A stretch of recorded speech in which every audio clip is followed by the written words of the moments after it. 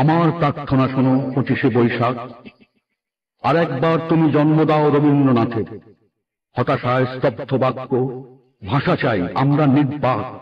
পাঠাবো মৈত্রীর বাণী সারা পৃথিবীতে জানিতে। রবীন্দ্রনাথের কণ্ঠে আমাদের ভাষা যাবে শোনা, ভেঙে যাবে রুদ্ধশ্বাস নিরুত্তম সুদীর্ঘ মৌনতা। আমাদের দুঃখ সুখে ব্যক্ত হবে প্রত্যেক রচনা, পীড়নের প্রতিবাদে উচ্চারিত হবে সব কথা।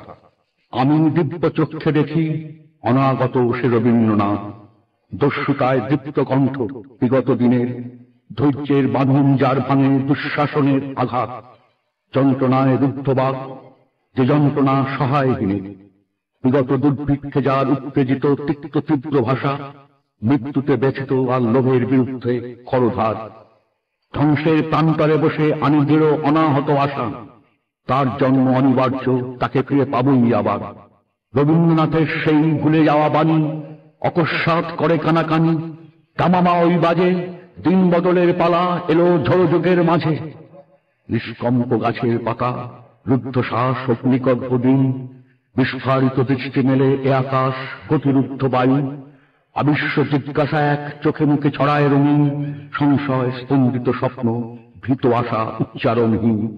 মেনে না উত্তর কোন সমস্যায় উত্তেজিত স্নায়ু।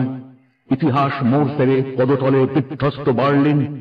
পশ্চিম সীমান্তে শান্তি, দীর্ঘ হয় পৃথিবীর আয়ু। দিকে দিকে জয়ধ্বনি, কাঁপে দিন রক্তাক্ত আভায়। রাম রাবণের যুদ্ধে বিক্ষত এ ভারত জটায়ু, মৃতপ্রায় যুদ্ধাহত পীড়নে দুর্ভিক্ষে মৌন মুখ। পূর্বাঞ্চল তৃপ্ত করে বিশ্বজন সমৃদ্ধ সভায়। রবীন্দ্রনাথের বাণী তার দাবি ঘোষণা করুক। এবারে নতুন রূপে দেখা দিক রবীন্দ্র ঠাকুর, বিপ্লবের স্বপ্ন চোখে, কণ্ঠে গণসঙ্গীতের সুর। জনতার পাশে পাশে উজ্জ্বল পতাকা নিয়ে হাতে, চলুক নিন্দাকে ঠেলে গ্লানি মুছে আঘাতে আঘাতে।